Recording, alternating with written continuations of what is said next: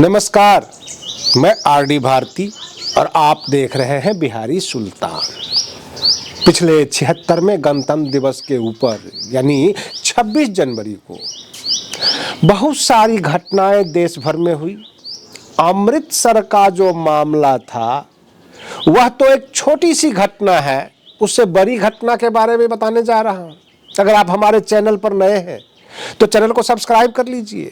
Video अच्छा लगे तो इसे लाइक कर दीजिए, शेयर कर दीजिए। दिल्ली विधानसभा चुनाव में जो सट्टा बाजार की डेली रिपोर्ट आ रही है, जो दिन नजदीक आ रहे हैं रिपोर्ट बदल रही है। दिल्ली के अंदर घटनाएं बहुत बड़ी होने वाली है, चुनावी घटनाएं।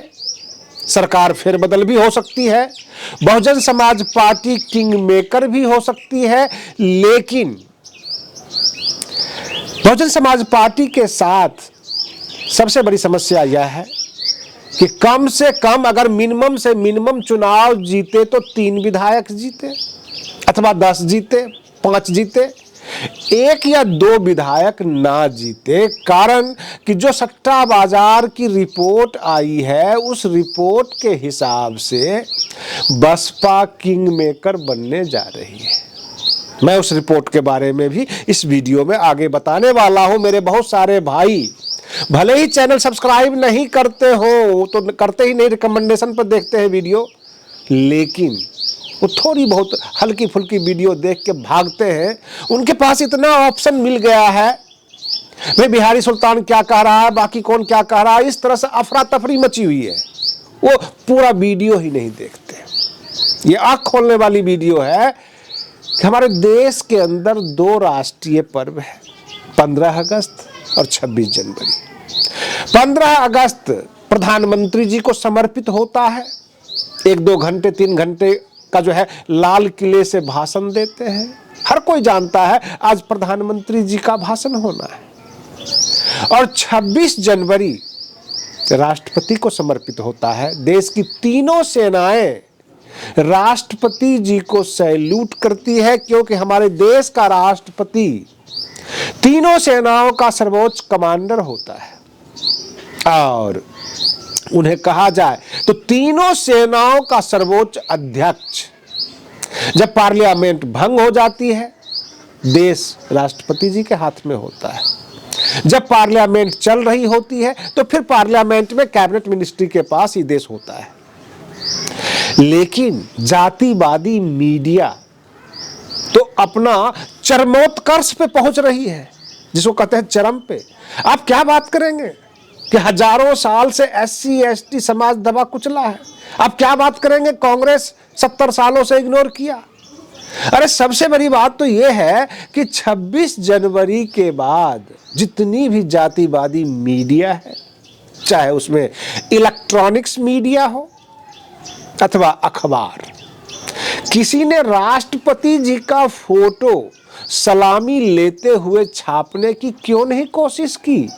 हर साल तो छपता था, बस यही कि वो एक आदिवासी महिला है, उनसे छुआछूत की जा रही है। कहने का मतलब राष्ट्रपति भवन में बिठाकर आप भेदभाव करते हैं। मीडिया की कैमरे जो है वो जिधर जिधर प्रधानमंत्री जी जाते हैं उधर उधर घूमती है, जबकि दिखाना यह था कि तीनों सेनाओं का परेड राष्ट्रपति जी को सैल्यूट लेते हुए। और देश में जो लोग निष्पक्ष पत्रकारिता करते हैं उन्हें यह बात चुभ गई। आप किसी भी जाति से, किसी भी धर्म से आप राष्ट्रपति पद पर भेज सकते हैं, बना सकते हैं। देश की जनता स्वतंत्र है, देश की पार्लियामेंट स्वतंत्र है, लेकिन वोट के लिए, लोगों को पागल बनाने के लिए, बेवकूफ बनाने के लिए कभी आप SC ST क्लास के लोगों को किसी आयोग का अध्यक्ष बना देते हैं, कहीं पे डिप्टी CM बना देते हैं, कहीं पे जो है आप राष्ट्रपति बनाते हैं, लोगों को मोटिवेट करने के लिए कि आप हमें वोट दीजिए, SC ST OBC का हमें वोट चाहिए। जब पद और गरिमा की बात आती है, जब सर्वोच्च सम्मान की बात आती है, तो वहां पे फोटो खिंचवाने आप पहुंच जाते हैं, कैमरा उधर घूमने लगती है। ये देश के राष्ट्रपति का अपमान है या नहीं, हमारे दर्शक बेहतर बता सकते हैं।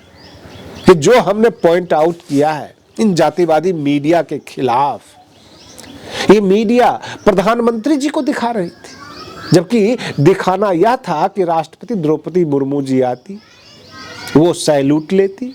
यहां तक सैल्यूट वाले पोज में भी प्रधानमंत्री जी को दिखाया कि वो सैल्यूट दे रहे हैं और तीनों सेना उन्हें सैल्यूट दे रही है।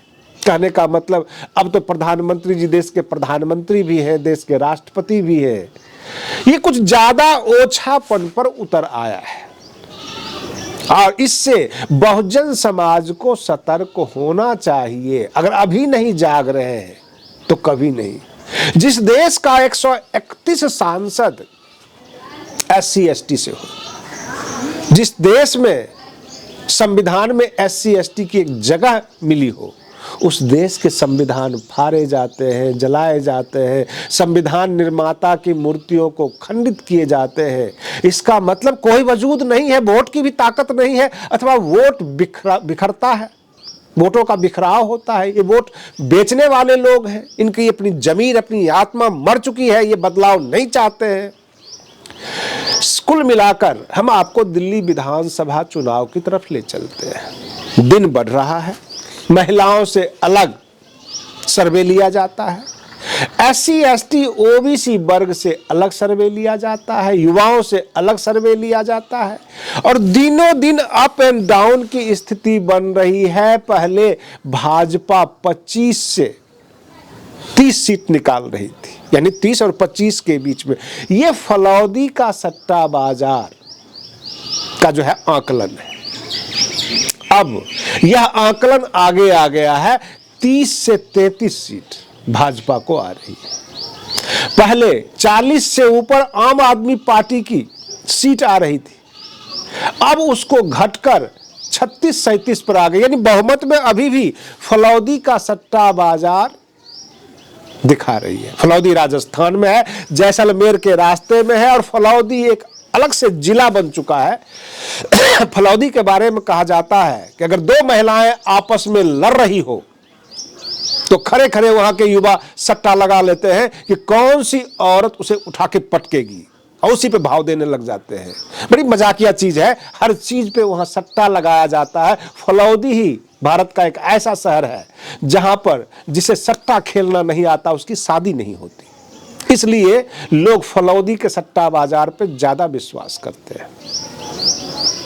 अब सवाल ये उठता है कि फलौदी ने आम आदमी पार्टी को धीरे धीरे डाउन किया है, 36-37 पर ले आया है। अब 40, 42, 45 का आंकड़ा नहीं है आम आदमी पार्टी का और भाजपा ऊपर बढ़ रही है। लेकिन फलौदी का सट्टा बाजार ने यह भी आकलन दे दिया है कि 2-3 सीटें बसपा को भी निकल सकती है। कहीं से 1 सीट आ रही है, कहीं से 2 सीट बता रहे हैं, तो 1, 2, 3 सीट के आंकड़े बसपा के बारे में भी दे रही है, जबकि कांग्रेस के बारे में खुलकर फलौदी का सट्टा बाजार ने अभी तक कोई भाव ही नहीं दिया। अब सवाल ये उठता है कि हमारे दर्शक को याद होगा कि 6 के 6 विधायक राजस्थान में अपनी पाला बदलकर कांग्रेस में मिल गए थे। इस बात की चिंता सबको है कि जो चुनाव जीतेंगे बसपा के, वो बसपा के वफादार होंगे, बहन मायावती जी के नजदीकी होंगे, अथवा चुनाव जीतने के बाद एक आरोप लगाकर चले जाएंगे हमने तो टिकट खरीदा था, जबकि अभी चुनाव संपन्न नहीं हुए हैं, अभी चुनाव की जीत हार नहीं हुई है। और ये दावे के साथ कह सकता हूं कि बसपा चंदा वसूली करती है, वह भी अपने सदस्यों से। जो बसपा का सदस्य बनता है वह एक पर्ची कटवाता है 50 रुपए की सदस्यता शुल्क और सदस्य बनता है। अब किसी नेता को, किसी कार्यकर्ता को यह जिम्मेवारी दे दी जाए कि आपको एक बुकलेट जो है चंदा कटवाना है, रसीदें कटवानी है, और एक बुकलेट में अगर 50,000 रुपये आम जनता देती है, जो बसपा के कार्यालय तक वो पहुंचाता है, और रास्ते में कोई पत्रकार मिल जाए तो ये कह दे कि मैं 50,000 रुपये बसपा को देने जा रहा हूं, ये वो अपने घर से नहीं देने जा रहा है, आम जनता से सदस्यता शुल्क इकट्ठा करके पहुंचाता है। तो यह तो कोई टिकट बेचना नहीं हुआ, ये तो सबको मेहनत करना होता है, जो पार्टी में जुड़ा हुआ है पार्टी के लिए काम करता है। अब लोगों को चिंता ये हो रही है कि बसपा किंग मेकर तो बनेगी दिल्ली विधानसभा में, लेकिन आगे क्या होगा। आज के लिए बस इतना ही। आप बने रहिए बिहारी सुल्तान चैनल पर। हम फिर मिलते हैं अगले वीडियो में, तब तक के लिए धन्यवाद।